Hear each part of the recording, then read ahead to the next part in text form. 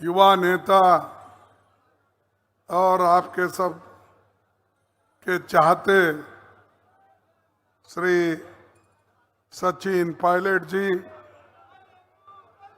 अभी यहाँ के जो कैंडिडेट है, अभ्यर्थी है, बड़े जोश के साथ और तफसीली के साथ अपनी बात आपके सामने रखे। वो है उदयलाल अंजना जी, जो उन्होंने बड़े जोश के साथ अपनी बातें रखी और उन्होंने सीपी जोशी को भी चैलेंज किया इस स्टेज से।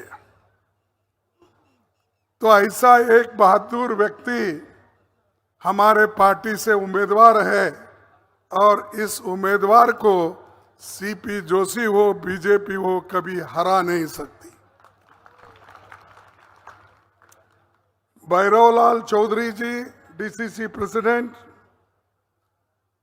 और Pushkar Dangi ji, Dalip Gurjar ji, ex MLA Rajendra Bidhuri ji, ex MLA Surendra Jatav ji, ex MLA Badrilal Jat ji और ex MLA Shankarlal Bhairav, ex MLA Shrimati Preeti सकतवात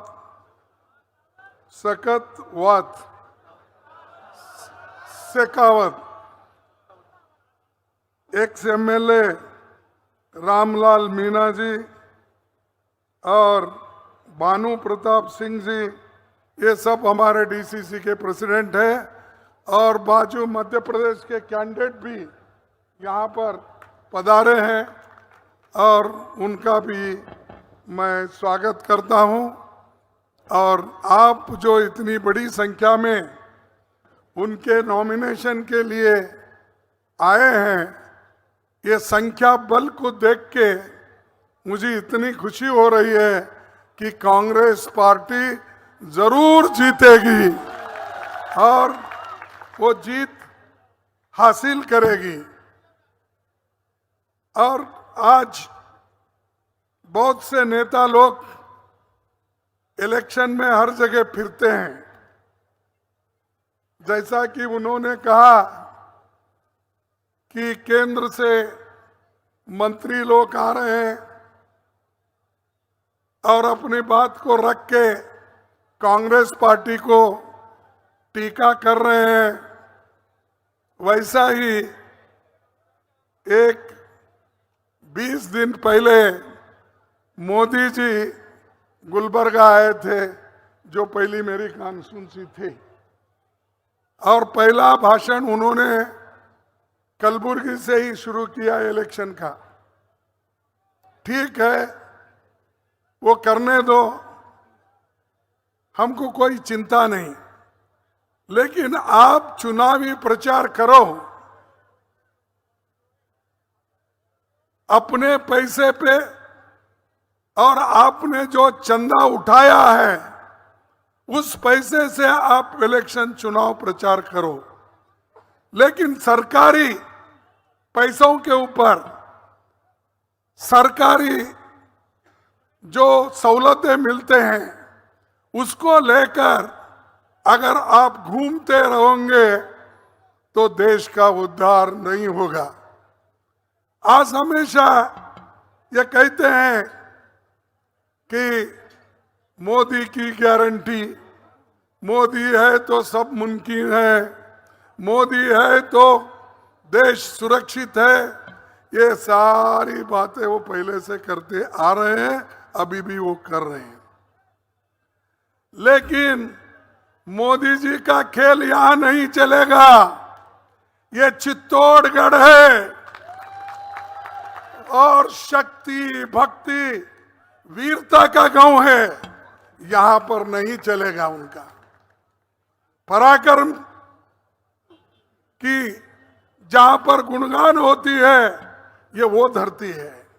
साहब, ये रेलवे स्टेशन नहीं है, ये रेलवे स्टेशन नहीं है, ये लड़ाकू इलाका है। अपने स्वाभिमान के लिए लड़ने वाले लोग हैं और उनको कोई नहीं हरा सकता।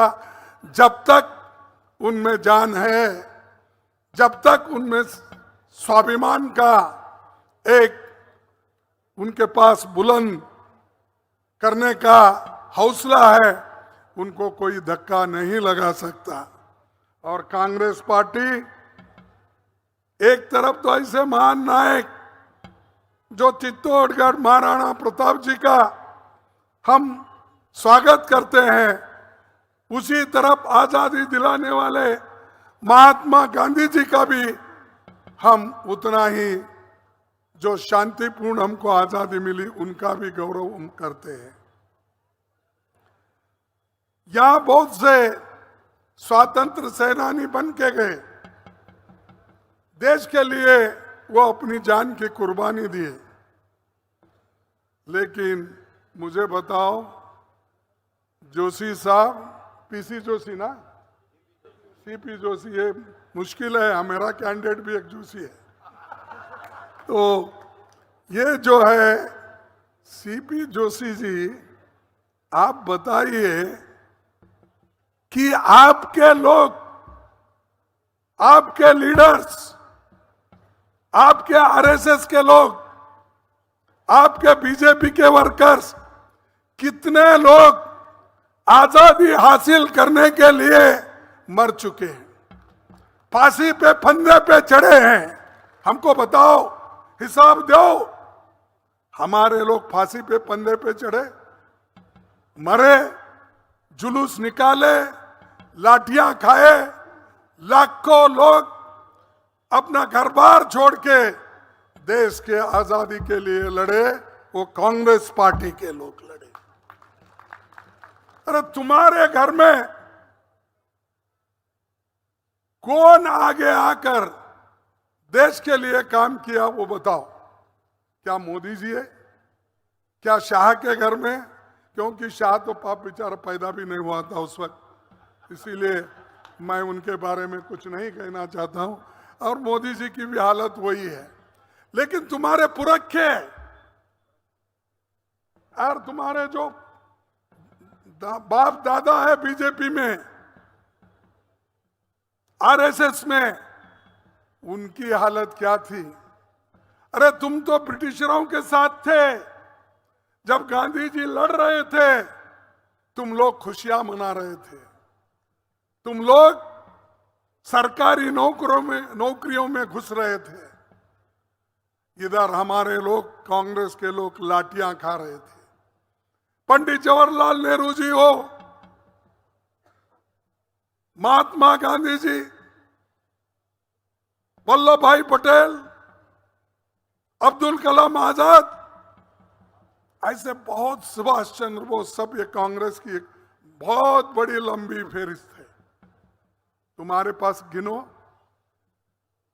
अब हमने देश को जो आजादी दिलाई, उस कुर्सी पे आके आप बैठे हो, और वो भी जो जवाहरलाल नेहरू जी और डॉक्टर बाबा साहब अम्बेडकर ने इस देश को जो लोकतंत्र का मंत्र दिया, संविधान दिया, उस संविधान और लोकतंत्र के वजह से ही आप इस देश में प्रधानमंत्री बने हो। तुम्हारा कुछ भी नहीं है। आप संविधान लिखने में आपके लोगों का हाथ है, लोकतंत्र को मजबूत बनाने में आपका हाथ है? नहीं, किसी में भी नहीं।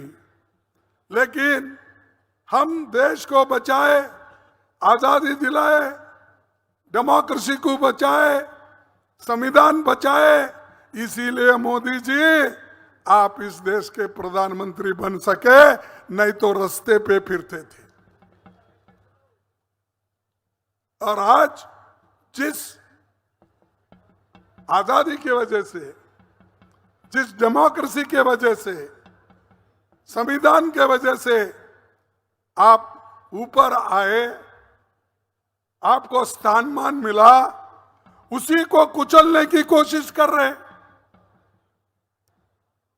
कांग्रेस के लोगों को ईडी की धमकी दे रहे।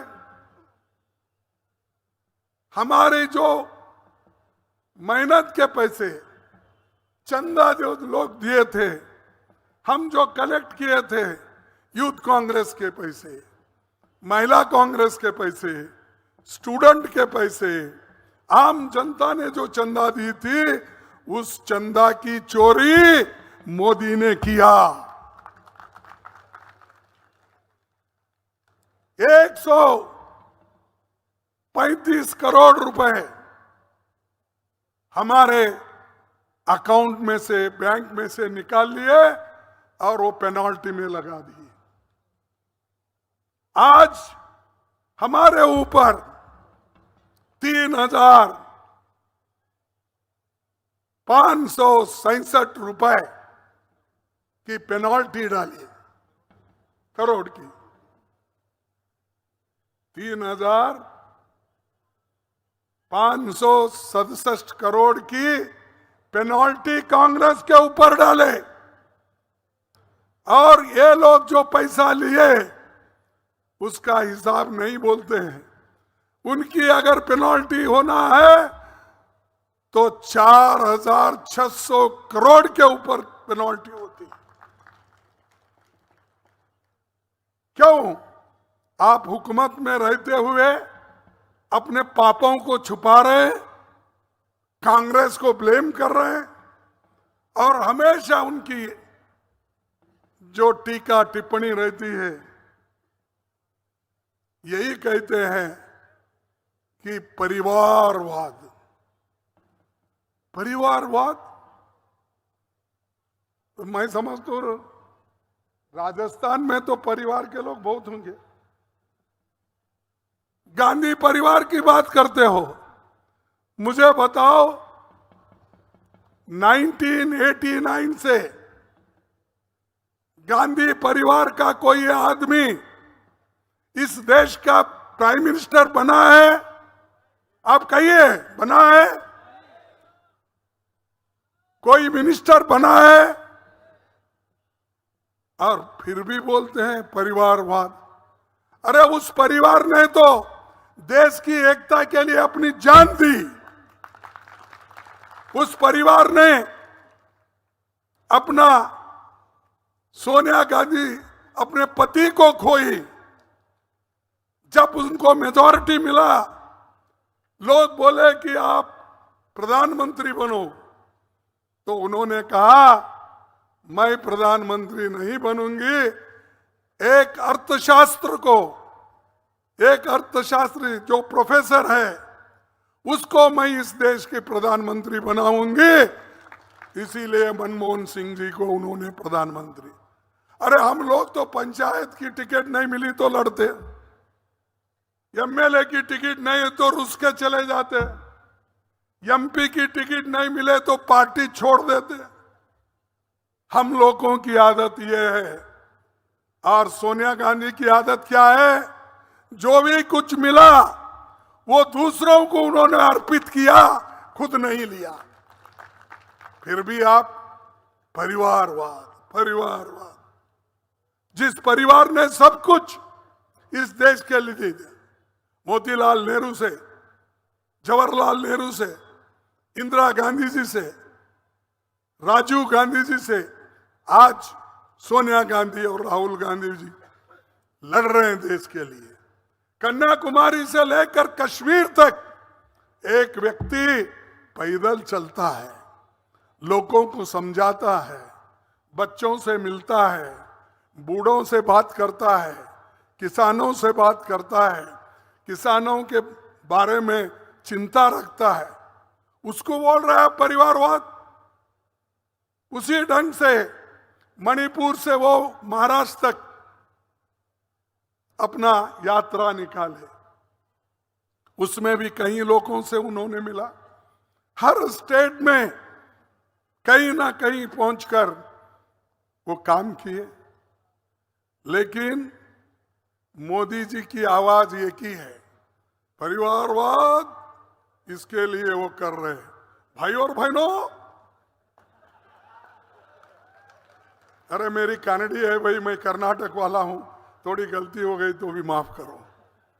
यही बोलता ना, भाई और बहनों सुनिए, ये परिवारवाद को जब तक आप नहीं निकालेंगे देश का उद्धार होने वाला नहीं। अरे बाबा, तुम माने तो देश तो खतरे में पड़ गया, जैसा कि डोटा सार ने बताया, चाइना से लेकर बाकी बातें बताई, हमारे पायलट साहब ने बताया, और हमारे उदय सिंह जी ने बताया। हा? उदय लाल भाई कभी सिंह भी बन जाओगे क्या?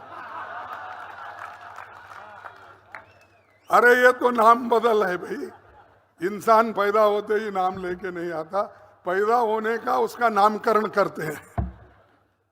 खैर कुछ भी हो, मेरा कहना यही है कि मोदी सबको डरा रहे, और उनके वो हमेशा भ्रष्टाचार को मैं निकाल दूंगा, भ्रष्टाचारियों को खत्म कर दूंगा। अरे भाई, बहुत से कांग्रेस पार्टी के लोग जिनके ऊपर धब्बा लगा था, आपने धब्बा लगाकर बोला कि ये लोग भ्रष्ट है। टीएमसी के लोगों को कहा ये भ्रष्ट है, आपके लोगों को कहा ये भ्रष्ट है, एनसीपी के लोगों को कहा ये भ्रष्ट है, लेकिन सब भ्रष्टों को उन्होंने लिया। जो भ्रष्टाचार बोलता है 25 लोग लीडरों को उन्होंने लिया, उसमें से 2 लोगों की तो पूरा उनका जो उनके ऊपर एलिगेशंस थे वो खत्म किया। 23 की कार्रवाई चल रही, वो भी खत्म होने में है। भ्रष्टाचारी को लेकर आप हुकूमत करते हो और दूसरों को भ्रष्टाचार बोलते हो। यह शाह के पास एक बहुत बड़ी मशीन है, वो वॉशिंग मशीन बहुत बड़ी है।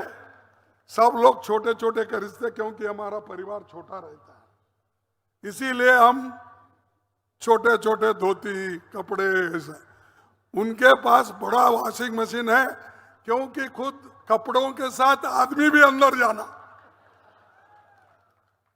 तो उसने उस वॉशिंग मशीन में डाल डाल के एक एक को क्लीन करके बाहर ला रहा, और सब अब टिकट भी ले लिए। अरे भाई, जब तक हमारे पास थे वो भ्रष्ट थे, तुम्हारे पास आने के बाद 1 महीने में क्लीन हो गए। ऐसे मोदी जी का स्वभाव है, ये नकली है, ये झूठ है, और झूठे आदमी को आप कभी भी पालना नहीं। अगर आप बोलेंगे भाई ये विष है, अगर मैं कहूंगा, आप बोलेंगे नहीं जरा चाट के देखेंगे क्या है वो, क्या होगा? क्या होगा भाई? अगर विष को अगर आप चाट के देखेंगे तो क्या होगा? आदमी भी मर जाएगा। तो वैसा मत करो। फिर से एक बार मैं जोशी को चाट के देखता हूं बोले तो तुम खत्म। इस बार भी देखेंगे ऐसे, क्योंकि ये सब झूठे हैं, और मोदी जी खुद झूठों के सरदार है। नहीं, वही व्यक्तिगत मैं टीका नहीं कर रहा हूं, अनुभव से कर रहा हूं। मेरे को भी 53 साल हो गए, मैं उनसे पहले आया हूं पार्टी। 53 साल में मैं एक ही चुनाव हारा, वो 19 का। नहीं तो मैं 52 साल तक, 51 साल तक हमेशा एक भी इलेक्शन नहीं हारा, जीतते जीतते आया। और वो भी हैंड सिंबल पे, गाय बछड़ा था मेरा पहला, उसके बाद में हैंड सिंबल। एक ही पार्टी, एक ही सिंबल, आज तक मैं जिंदा हूं, किसी से डरता नहीं। मैं डरने का सवाल नहीं, क्योंकि ये झूठे लोगों को अगर मैं डरते जाऊं तो देश कैसा बचेगा? मोदी जी की बहुत से मैं जब सुनता हूं टीवी में वो हमारे नौजवान भी भूल गए हैं पहले हमारी स्थिति क्या थी। अरे भाई, जिस देश में सुई नहीं बनती थी उस देश में जवाहरलाल नेहरू और इंदिरा गांधी ने रैकेट बनाने का काम किया, आकाश पे भेजने का। और इन्हें पहाड़ खोद के चूहा भी नहीं निकलता, लेकिन तारीफ बहुत होती है और चंद लोग तो मोदी मोदी बोलते। अरे आपको मोदी जी ने कहा था पहले इलेक्शन में, क्या कहा था? हमारे नौजवानों को 2-2 करोड़ नौकरियां हर साल दूंगा। कहा था या नहीं? क्या तुम्हारे पास जोश नहीं? क्या खाना खाए क्या नहीं? क्या जी आप नॉमिनेशन को बुलाए, खाना नहीं खिलाए इनको? फिर आवाज नहीं आ रही।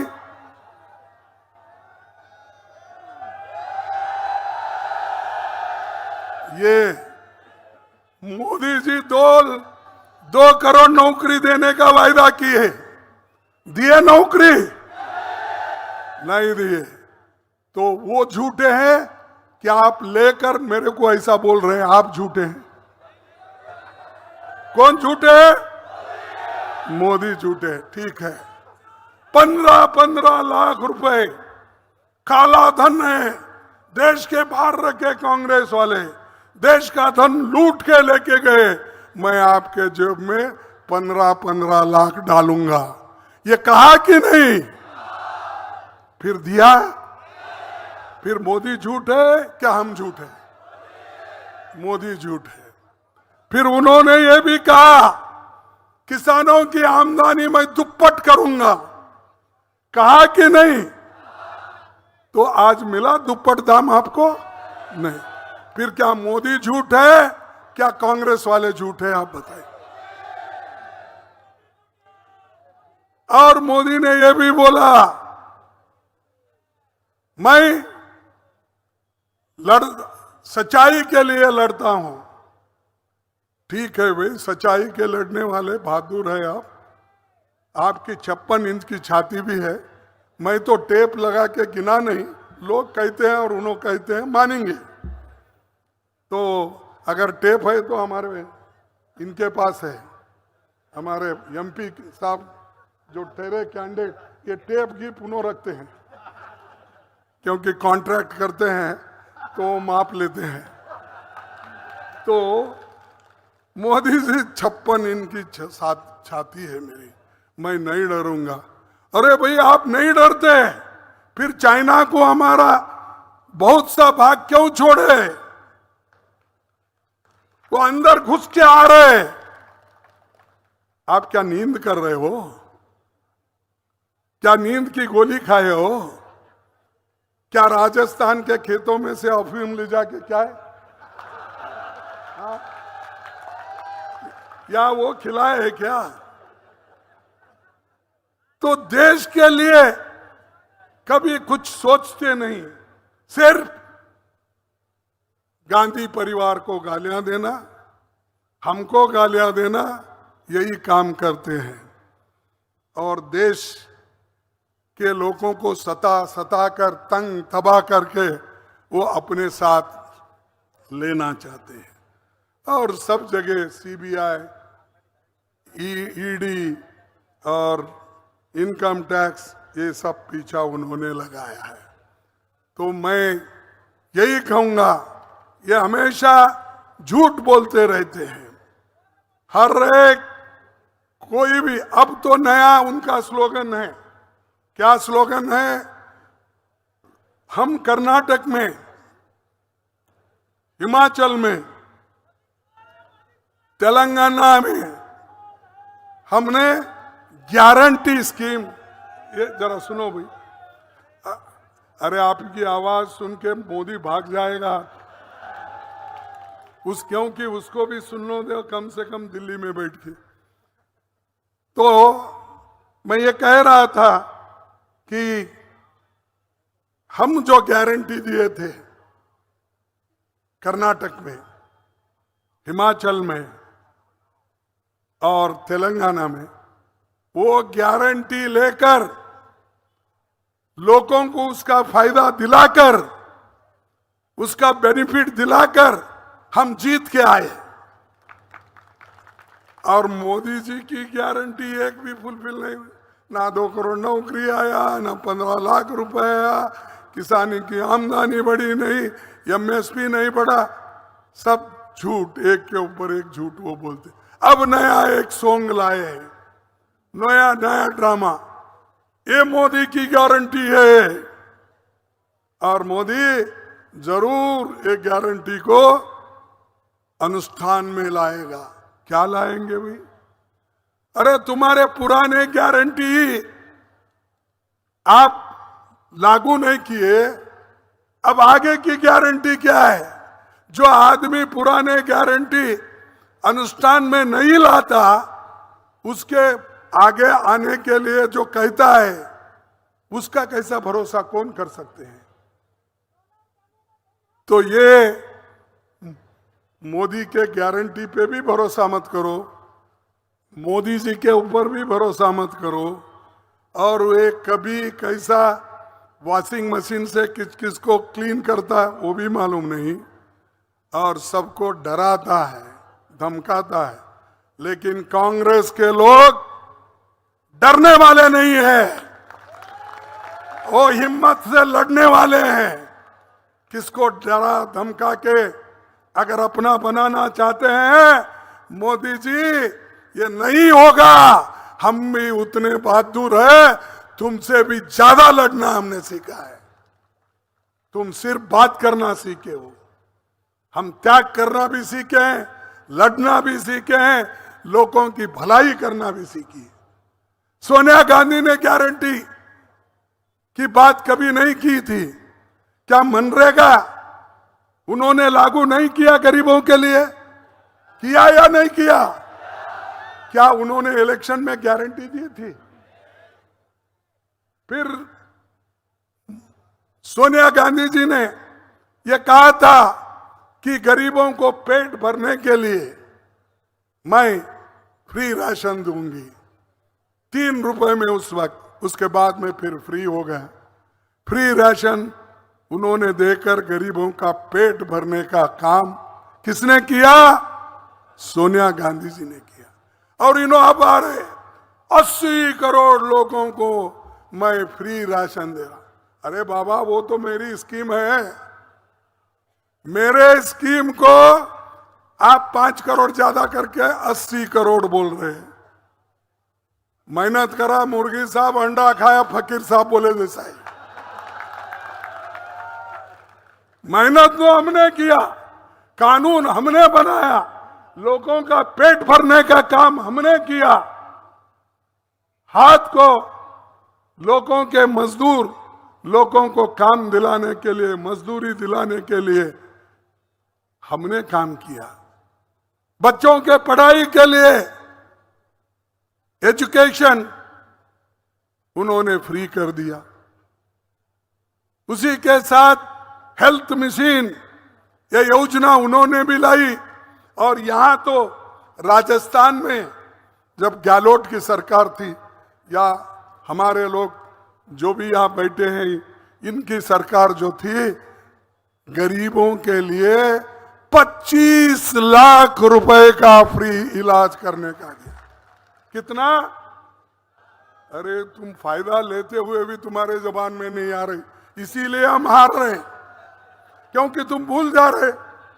जो कुछ भी है लेना, बैठना, उसके बारे में बोलना नहीं। 25 लाख हिंदुस्तान में वो कहीं भी नहीं था, वो सिर्फ राजस्थान में था। तो ये कांग्रेस की देन है। और हमारी जो 5 गारंटी है, और 5 गारंटी तो एक है, 1 लाख हर शिक्षित युवा को पहली नौकरी पक्की कर देंगे। क्योंकि इसमें जो इंडस्ट्रीज है वहां पर इनको ट्रेनिंग दिया जाएगा, इनको पैसे दिए जाएंगे, और ये लोग काम करके ट्रेनिंग लेके आगे आएंगे और हम किसानों का कर्ज माफ कर देंगे और एमएसपी की गारंटी के लिए कानून बनाएंगे और गरीब के लिए एक योजना हम जो सोचे हैं, जैसा जवाहरलाल नेहरू जी के जमाने में पंचवार्षिक योजनाएं होती थी गरीबों को मदद करने के लिए, साइंस एंड टेक्नोलॉजी को मदद करने के लिए, युवाओं को नौकरी देने के लिए, वैसा ही हम कास्ट सेंसस जातीय जनगणना करके गरीबों को किस ढंग से लाभ दिलाना, ये काम हम करेंगे। और 1 लाख रुपए हर साल हर गरीब परिवार के महिला मुखिया को हम देंगे। 1 लाख। क्या आपके मीटिंग में महिला कम है, पुरुष ज्यादा है, क्या है?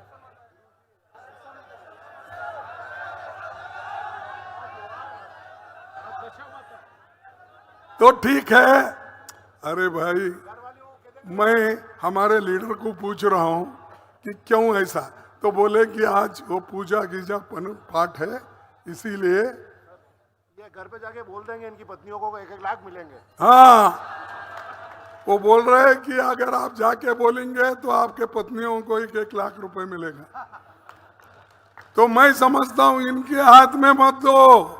हमने जो योजना बनाई, सोनिया गांधी जी ने जो योजना बनाई, वो महिला घर में जो महिला प्रमुख रही थी उसके हाथ में जाएंगे। और 5वां जो है मनरेगा की योजना हो, कोई भी कम से कम प्रतिदिन जो काम करने के लिए उनको मिलता है वो 400 रुपए कम से कम उनको मजदूरी देंगे। ये जो है कर्ज माफी का गिनती करो, हर साल 1 लाख गरीबों को देने का, 400 प्रतिदिन कम से कम मजदूरी देने का, और श्रमिक न्याय, ये सब है। इसके अलावा और इसके नीचे 25 गारंटी है, छोटे मोटे सभी पर। मैं वो सभी कहने नहीं जाता क्योंकि अब पहले ही देर हो गया, तो इतना ही कहूंगा। वो 25 गारंटी भी आपको मिलेंगे। आप इसको घर घर प्रचार करना होगा। हर घर को हमारे कैंडिडेट पहुंचाना होगा। हमारा जो गारंटी है, जो हम देना चाहते हैं, हम अगर एक हुकूमत में आए और हम अलायंस पार्टनर अपनी हुकूमत बनाएंगे तो ये गारंटियां हम अनुष्ठान में लाएंगे।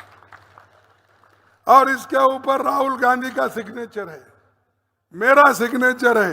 भाई, हम गारंटी है, हमारी गवर्नमेंट आने के बाद अगर नहीं करे तो हमको पूछ लो, देखो भाई ये साइन करके आप दिए थे, आप क्यों नहीं कर रहे? तो ऐसी कामयाबी हमारे पास है और इसको हम लड़ते रहेंगे। महंगाई को दूर करेंगे, नौजवानों को एम्प्लॉयमेंट देंगे। और सरकार में आज 30 लाख वैकेंसीज पड़े हुए खाली। कितने? 30 लाख। मोदी नहीं भर रहे हो, वो वैकेंसी फिलअप नहीं कर रहे। अगर फिलअप करे तो उसमें बैकवर्ड के लोग आएंगे, उसमें शेड्यूल कास्ट शेड्यूल ट्राइब के लोग आएंगे, गरीब तबके के आएंगे, और जो इकोनॉमिकली वीकर है वो लोग आएंगे। इसीलिए उनको कमजोर करने के लिए उन्होंने वैकेंसी फिलअप करने का बंद किया है। यह है मोदी जी की चाल। और इसमें आप लोग कोई भी उसके झांसे में नहीं आना चाहिए। वो हमेशा ऐसा ही करते रहते हैं, इसीलिए आप होशियार बनिए और खास करके पार्टी को चुन के लाने के लिए पूरी कोशिश करेंगे। इतना कहते हुए आखिरी एक बात मैं कहता हूं, तख्त का नशा है, तख्त का नशा है, बस देश की फिक्र नहीं। तख्त का नशा है, बस देश की फिक्र नहीं। बेरोजगारी, विकास का कहीं भी जिक्र नहीं। मोदी कभी कहाँ बोले? मणिपुर में दंगे हो रहे, लूट रहे, घर नाश हो रहे, उधर नहीं फिर रहे।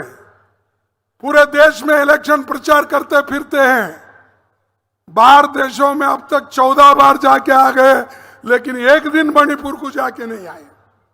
ये देशभक्त है, देश की चिंता करने वाले लोग हैं, क्यों नहीं गए भाई?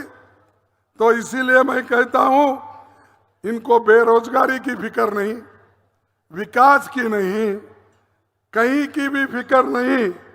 कोई नया झूठ बनाओ, सारे पुराने हो गए। कोई नया झूठ बनाओ, सारे पुराने हो गए। क्योंकि पहले तो बोल बोल कर थक गए हैं, अब नए कुछ लाएंगे। कोई बना के देता है, वो बोलते फिरेंगे। सड़कों पर देखो, बच्चे शाने हो गए। सड़कों पर देखो, बच्चे शाने हो गए। जान भी लगा दो, अगर रुकेंगे एक कदम भी नहीं। यानी इतने आज लोग बेजार हो गए हैं। इसीलिए मैं यही कहूंगा, लोकतंत्र को बचाओ, डेमोक्रेसी को बचाओ, संविधान को बचाओ। ये अगर बच गए, तुम्हारे पूरे हकूक बचेंगे और तुम अपने वोट के अधिकार से लड़ते रहेंगे। तो इसलिए मैं आप तमाम से यही विनती करूंगा कि यहां पर इलेक्शन कब है? 26 अप्रैल को वोटिंग। देखिए, कुछ भी काम हो, उस दिन पहले वोट करके तुम्हारे काम को जाओ। सिर्फ तालियां बनाने से कुछ नहीं होता। और जोशीले इतने आवाज पुकारना, ये भी काम में नहीं आता। काम में आएगा ज्यादा से ज्यादा 99% आप लोग पोलिंग बूथ पर जाकर हाथ के निशाने पे बटन दबाओ, मैक्सिमम वोट उनको दिलाओ, तभी हम मोदी को हरा सकते हैं। तो इसीलिए मैं कहता हूं, आप करेंगे ना 26 तारीख को ये सभी लोग? अरे भाई, इधर पीछे के लोग नहीं बोल रहे। अगर मोदी के सुने नहीं गया, इतने हाथ नहीं उठे, क्योंकि वो यहाँ का टीवी पहले देखता है। जहाँ हम जाते हैं, पहले देखते हैं कौन भाषण क्या करे, कौन उनको कुछ बोले, ये पहले देखकर उसके बाद दूसरे जगह जाते हैं। तो इसीलिए आपको ये जरूर करना होगा, ज्यादा से ज्यादा वोट दिलाकर। हमारे वोट कितने हैं? वो 99% वोट आप करिए, 100% करिए, तभी हमारी जीत होगी और तभी हमारा कैंडिडेट जीतेगा।